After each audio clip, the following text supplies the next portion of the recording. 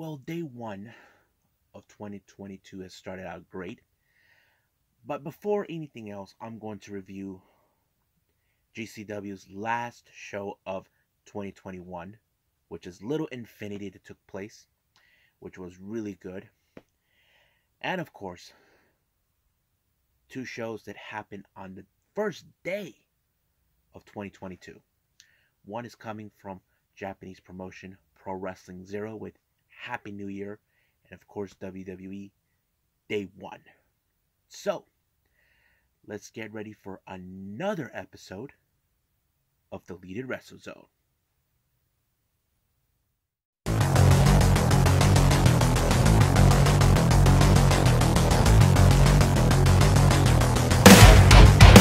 Are you ready? Get up, get up! Get up, get up! Get up, get up! Get up, get up! Get up, get up! Get up, get up!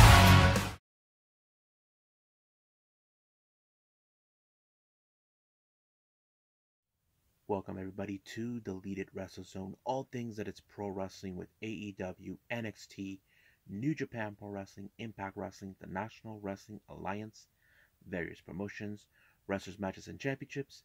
I am your host, Jay, right here. So, let's begin with Game Changer Wrestling, or as we call it, GCW, with the Little Infinity that took place on the 31st of December, the last show of 2021 before we start the new one, which is I will review some other time. It opened up with PCO coming out. It turns out he set up a open challenge for the GCW Extreme Championship. So the first person who responded was none other, someone who we haven't seen for quite some time, and that is Mark Tremont, who recently left GCW. As you know, he has his own promotion, which is H2O, a hardcore hustle organization, and it was great. It was a good match, but the way it ended, PCO did the infamous moonsault right on Tremont to retain the title. Next up, we got Cole Raddick taking on Tony Deppen. You know Tony Deppen is really good at what he can do. He's exactly what many fans talk.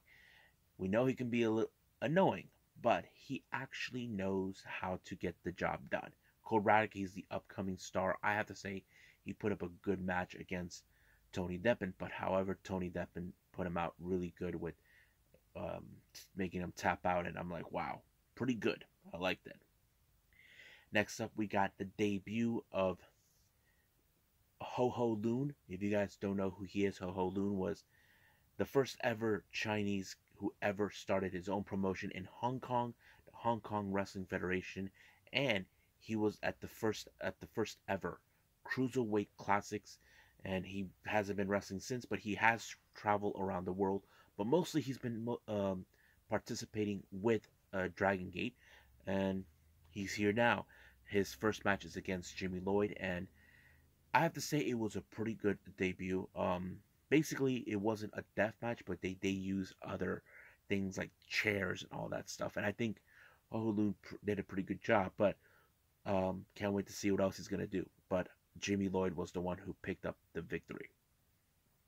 Next up, we got Jack Cartwheel taking on Nick Wayne. I have to say, Jack Cartwheel is one of those wrestlers I definitely love to watch because he does these crazy flippies that I feel like he can do it naturally. And of course, he finished off Nick Wayne with, of course, the infamous, sort of similar to the Broken Arrow as Pac does it. But it was great. I have to say, Nick Wayne did a pretty good job, but Jack Cartwheel continues to impress me. Next up, we got the Silver Tooth Satan, Atticus Cogar, taking on Everett Connors. As you know, this match was good. But however, it was Atticus Cogar who won. But you know how it ends. There was that guy who passed away from GCW. I forgot his name. He tried to pay tribute with him, but he whacked Connor Everett with the light bolts right in his face. So basically, I don't know. As you know, Atticus Cogar continues to cause havoc. even if he's not with 440 right now, despite that he's pissed with Ricky Shane Page, who we haven't seen for quite some time. But we'll see what happens then. Next up, I have to say this is one of the most interesting tag team matches. We have Dante Leon and Ninja Mac taking on um, Alex Zane and Blake Christian. I have to say this was one of those good matches I enjoyed. Like a lot of flips. I mean, Blake Christian and Alex Zane are two of my favorite wrestlers that I can't stop watching because their matches at one-on-one is one of the best ones I've seen in GCW, and I love watching it. But when it comes to tag teaming, they are good. I have to say they should challenge for the tag team titles. I think that's what they should do. But however, the combination of between Alex Zane and Blake Christian helped. But it was Blake Christian that picked up the victory when he pinned Dante Leon. However, he does have his sight on to Jonathan Gresham for the Ring of Honor World title, which is the original look. So we'll see what happens then. Next up, we got Dark Sheik versus Kobe Carino. I thought it was a really good match between those two. You know, I don't know if Kobe Carino's ever challenged someone like Dark Sheik. I mean, everybody was behind Dark Sheik, you know, and it was her who picked up the victory. But however, Kobe Carino spit at her hand because he did not like certain things about her, and he just walked off. Next up, we got six-man tag team action. We got Young, Dumb, and Broke, consistent of Charlie Tiger, Ellis Taylor, and of course Jordan Oliver, taking on Second Gear Crew, Effie, Matthew Justice, and of course the Effin' Truth, AJ Gray. I thought this was a really intense match. As you know, Second Gear Crew is one of the most unstoppable groups ever. You know, they are like, to me, the front line of GCW when it comes to dealing with guys like, of course, 440. And it was pretty good. I have to say it was amazing. It was, I forgot who was it that picked the victory, but it was Second Gear Crew who actually won. Next up, we got a very interesting six-man scramble match. We have Calvin Tankman, one called Manders, JJ Garrett, Shane Mercer, Marcus Mathers, and Yo-Ya. I have to say it was pretty intense. Now, the same combination I've seen on previous scrambles where we have 3 heavyweights and 3 junior heavyweights in the same type of ring, but however, it was Calvin Tankman that put up the Tankman driver to win the match. I thought it was pretty good. Next up, we got Charlie Evans taking on Alley Catch. This is one of those matches I think it was pretty good to see the women do this, and I enjoyed it. I loved it. But however, it was Alley Catch to pick up the victory on this one. Now, our next match is a death match. We have Akira versus G-Raver. And, of course, Akira was accompanied by the one person that GCW does not like, which is John Wayne Murdoch. As you know, John Wayne Murdoch attacked, for I think it was Alex Colon and all that. But, man, this match was crazy. It was G-Raver who picked up the victory when he had Akira land on another set of ladder right there and pinning him. So basically, G-Raver won the match, but however, Akira appreciate the whole thing. But however, the post-match, it ended out of control when Alex Colon showed up. Can't wait to get his hands on John Wayne Murdoch. So this is one of those rivalries we definitely got to see. So I think I think this show was pretty good. I can't wait to see the other one. Die for this, which will feature, I think, Scotty 2 Hottie. I'm not sure, but that will be on the next episode. But right now, I think it's time to go with Pro Wrestling ZERO1.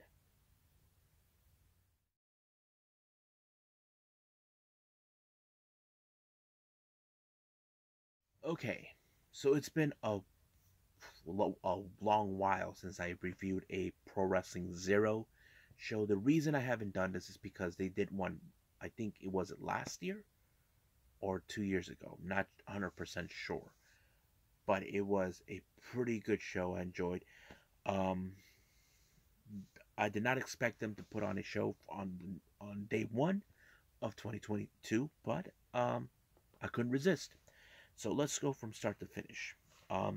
First match, we have tag team action. We got Satsuki Nagoi taking on Takumi Baba. No, teaming up with Takumi Baba, taking on um, Junya Matsunaya and Takafumi. Now, I don't know who much of these guys, but it was a pretty good match. But I did notice, what's his name? Matsunaga, who he seems like a young boy, like still on training wheels, you know what I mean? But it was Takafumi who picked up the victory for his match. But it was pretty good. I think it was decent. Next up, we got Genta Iriki Tsu and Takada Sato taking on Asuka and Takuga Sagamura. Now, as you know, when it comes to Asuka, she's very aggressive when it comes to her opponents. She doesn't play well with others, trying to prove the best. But it was her tag team partner, Sagamura, who pinned Iriki into the match with the 1-2-3, allowing them to pick up a very decisive win. Next up, we got another pair of tag team. You guys know these guys. I mentioned them many times. We got the guys from Gambari Pro, Himehiro Imanari and Ken Oka taking on the Voodoo Murders, consistent of Yoshikatsu, Yokoyama, and Chris Vice. I have to say, the Voodoo Murders are exactly like what they say. They're very vicious, and that's what I enjoyed about this type of match. But however, the determination with Imanari and Oka, they were not going to give up that easily. But it was Imanari who put what's his name, Yokoyama in a very impressive power bomb in order to win the match. But of course, the Voodoo Murders did not take that too kindly that they lost in that fashion. But it was very decisive that they win. Now, our next match, the next three matches, what we have is, of course, championship matches. The first one is the NWA Intercontinental Tag Team Championships. Yes, folks, I said NWA.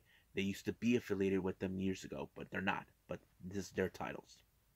We have the Kubota brothers, consistent of Hide and Yasu, taking on the champions Gajo, Tomohiko Hashimoto. I have to say it was a pretty good match. However, I think what I did like about what the brothers were doing, they were trying to separate the biggest threat in the group, and that was, of course, Gajo. He seems like he's a very huge dude, but however, it was Gajo who pinned Yasu in order to retain the titles, and I thought it was very impressive. Now, our next match, we have double championship. We have the 01 World Junior Heavyweight Championship and the 01 Intercontinental Junior Heavyweight Championship on the line. We have challenger Shoki Kitamura taking on, what's his name again? Fuminori Abe. Now, Fuminori Abe is the title holder of both junior heavyweight titles. I have to say, there was a lot of technical wrestling on this particular match. A lot of submission.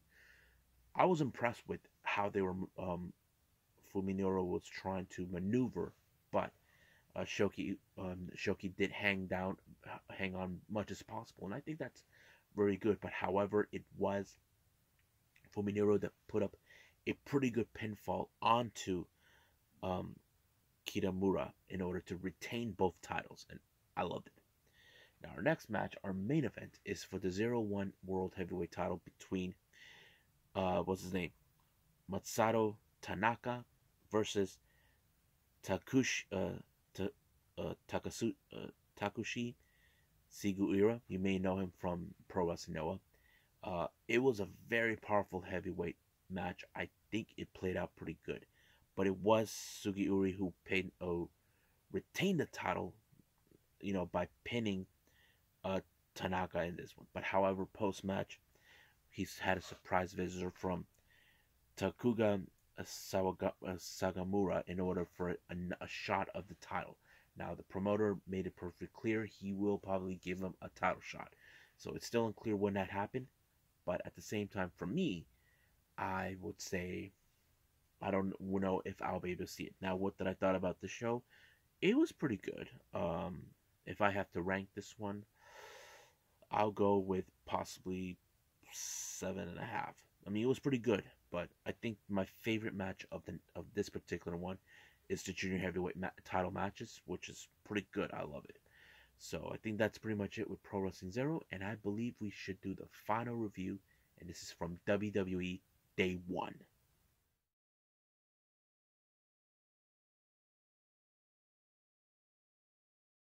Okay, so we got Day 1 from WWE. A very unusual name, but it makes more sense. And I know there's been a lot of talk about because of the new outbreak coming up with COVID. Um, Hours before the show, it was been told that Roman Reigns was unable to compete because he tested positive, and his match with Brock Lesnar did not happen.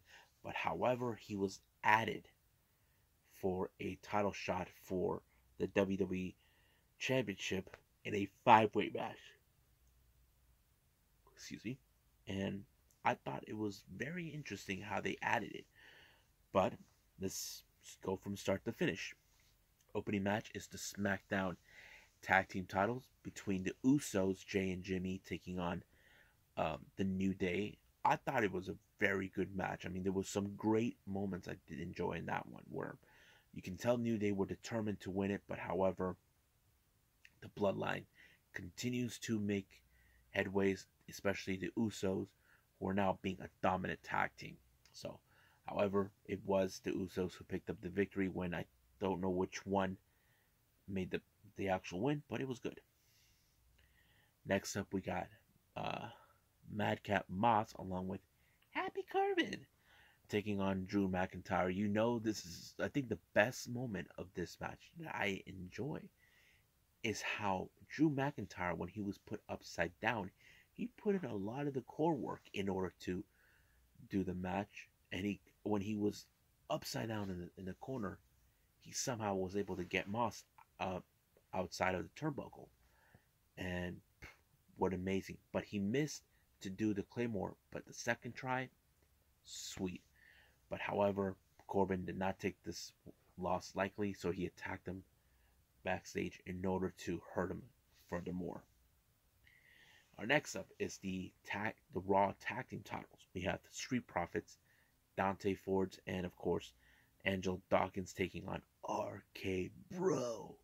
And these guys were being accompanied by Migos. I think it was a rap group. I thought it was a great moment. Pretty interesting to have them, and then they were watching the match. But I have to say, I think there was some really good moments in this match, especially when Randy did the double DDT off the ring ropes. It was pretty amazing, but it was Randy who pulled off the RKO on Dante Fords, allowing for him and Riddle to retain the titles. Our next match is a special grudge match. We have The Miz along with his wife Maryse taking on Edge. Oh man, this match was insane. It did not fail to me, but I knew for sooner or later that Maryse was gonna try to help. But I think the biggest moment is when Maryse thought she had everything under her grasp, with her interference, ensuring that Miz would win. She even questioned the ref that it's a load of crap. But however, things changed when the ref and Miz realized who was at the entranceway. And it was Edge's wife, Beth Phoenix, with the much intimidating look. And Maryse was scared. She ran. Miz can't do nothing about it. But when he thought he had everything under his thumb, Edge speared him and picked up the victory, embarrassing him. But the real question is this is far from over? Now, I know there's been a lot of talk about there's a chance we may see something what we saw before. As you know, Maryse and Miz were in a feud with Bryan Daniels. Now we know him as Bryan Danielson. Again, Brie. Hopefully this one will be more intensified. That's what I'm expecting. But we'll see what happens. Our next match, this one I have to say was pretty good. The Raw Women's match between Liv Morgan and Becky Lynch. I have to say it did tell a great story how Liv Morgan, who is determined to become champion. It's like the girlhood dream that she wanted it. Becky Lynch tries to prove that she doesn't have it.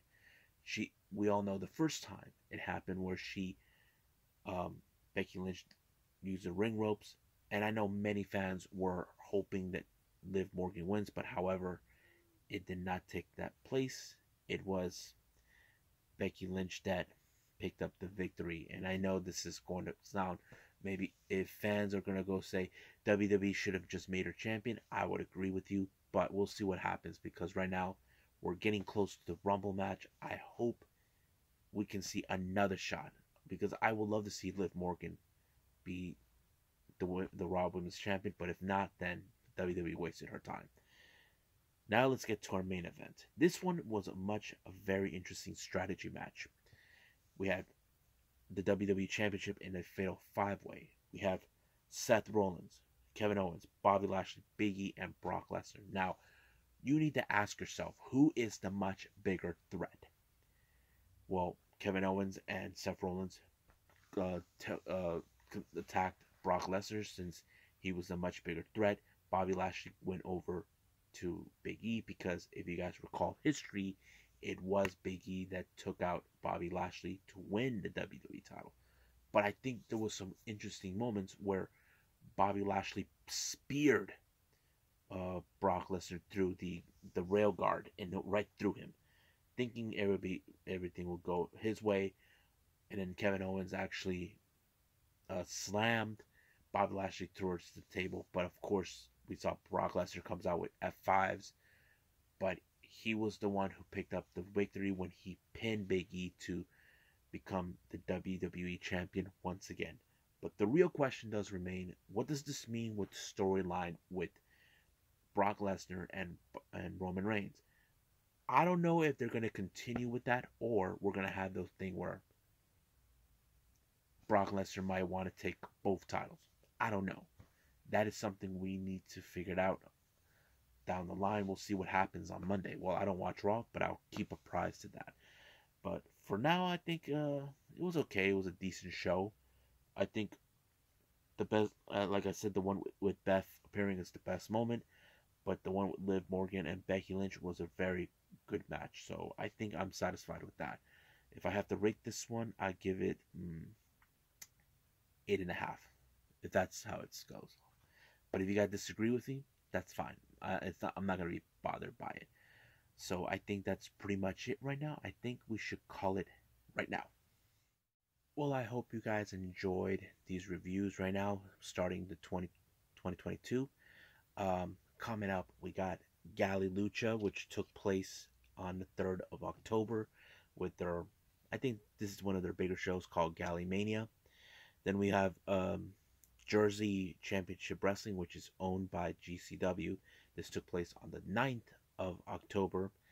And of course, the new recent Game Changer Wrestling show that took place on the 1st of 2022, Die for This, which I'm excited to look at. So I think that's pretty much what we got for now. But we'll see what happens then. I will continue to review some events that I haven't seen through the halfway of 2021. But we'll see how that goes. And I'll promise to catch up with everything else as much as possible. There's a lot of good wrestling that many of you may or may not have heard of. But it'll give you guys a much open-minded. But for now, I believe I'll see you guys in the next DWZ time. Same DWZ channel. I must bid all of you adieu. So goodbye. Mwah. And have a nice day.